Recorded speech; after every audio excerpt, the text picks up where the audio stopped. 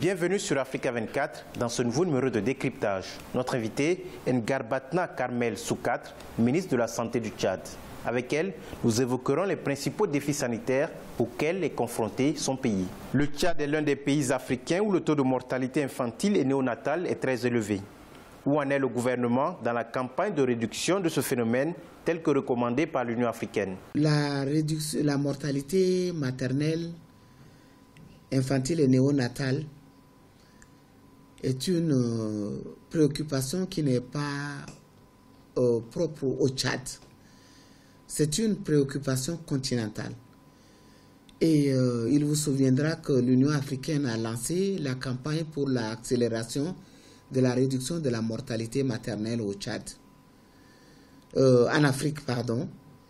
Et le Tchad, membre à part entière de l'Union africaine, bien avant ça, en avait fait une priorité. Ça, il faut on n'a pas attendu la karma lancée par l'Union africaine. Parce que le Tchad fait partie de ces pays où la mortalité maternelle, infantile et néonatale est très élevée. Selon un dernier rapport publié par votre département, il y aurait des résistances contre les vaccinations de routine pour la prévention de certaines maladies épidémiques dans certaines régions du Tchad.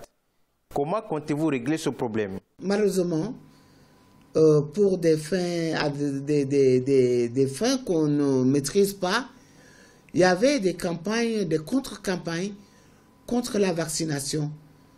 Et ce qui a annihilé en quelque sorte les efforts du gouvernement pour l'amélioration de la santé. Mais aujourd'hui, Dieu merci, il y a un grand courant de plaidoyer à l'endroit de tous les leaders communautaires. Aujourd'hui, les maires des villes, le gouvernement évidemment, il y va de sa responsabilité, mais les chefs traditionnels, les associations de la société civile et même les adolescentes aujourd'hui sont préparés pour prévenir la mortalité maternelle. La fistule obstétricale est un problème de santé publique au Tchad. Certains spécialistes estiment que le pays ne dispose pas de centres spécialisés pour prendre en charge les femmes qui en souffrent. Quel est votre plan d'action pour réduire la prévalence de cette maladie? Les fistules, les conséquences directes des mariages précoces. Aujourd'hui, la prise en charge des femmes victimes des fistules, dont la marraine s'avère être la première dame qui est très engagée dans ce combat, permet aux femmes qui étaient hier à cause des fistules cachées par les familles, parce que faisant la honte de ces mêmes familles qui les ont données prématurément en mariage, ont été guéries, réinsérées dans la vie sociale. Donc on doit continuer. Et c'est à dessein qu'on a nommé une ambassadrice de la karma qui a sillonné tout le Tchad. Aujourd'hui, ça commence par porter ses fruits.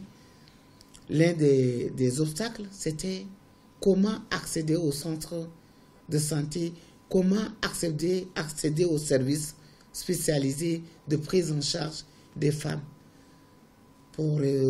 Par exemple, la revitalisation des centres de santé. Aujourd'hui, dans quelques villes du Tchad, notamment Moundou, Abéché et N'Djamena, il y a une dizaine de centres de santé revitalisés qui fonctionnent 24 heures sur 24. En dépit de la crise économique, le gouvernement tchadien a investi plusieurs milliards de francs CFA pour la création de l'hôpital de la Renaissance, un hôpital de référence sous-régional. Quelles sont les principales missions de cette structure? La mission première de l'hôpital de la Renaissance, c'est que dans un passé très récent, le plateau technique national de nos structures sanitaires ne pouvait résoudre les problèmes de santé des plus sérieux auxquels étaient confrontés les Tchadiens. Pas seulement les Tchadiens, mais tous ceux qui vivent au Tchad et voire dans les pays voisins. Parce que la coopération entre nos pays voisins aussi est très bonne, notamment avec le Cameroun. Et c'est pour la prise en charge des pathologies qui ne peuvent être traitées dans les structures ordinaires. Donc c'est un hôpital qui a les technologies de pointe. Pour de nombreux patients, les coûts de la prise en charge à l'hôpital de la Renaissance sont très élevés. Partagez-vous cet avis? Contrairement à ce que les gens pensent, ça ne coûte pas aussi cher que cela. Mais la splendeur du bâtiment, je ne sais pas, on n'est pas habitué.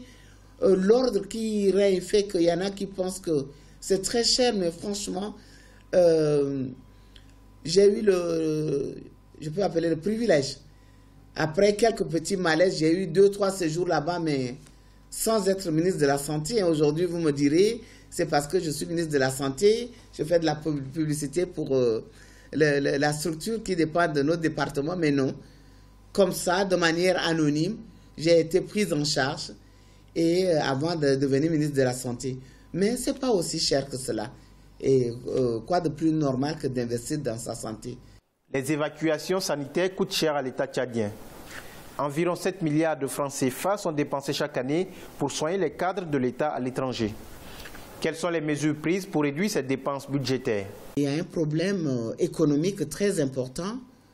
Le poids des évacuations sanitaires de ceux qui y avaient droit constituait une charge énorme pour nos finances, notre trésor. Mais cet hôpital est venu nous résoudre ce problème. Et vraiment, pour qu'on envisage une évacuation, il faut que ça soit un cas vraiment très sérieux. En me rapprochant de la direction générale, j'ai eu quelques chiffres que je veux bien partager avec vous.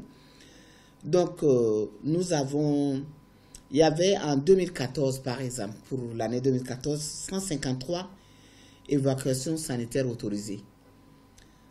En 2015, avec l'hôpital de la Renaissance, nous sommes passés à 76 évacuations autorisées. Et en 2016, on est arrivé à 57. Donc, de 153 en 2014, 76 en 2015, aujourd'hui, il n'y a eu que 57 évacuations. Et nous avons l'intention d'aller, de faire baisser encore beaucoup plus ce chiffre. Et nous avons toutes les raisons de croire à ce défi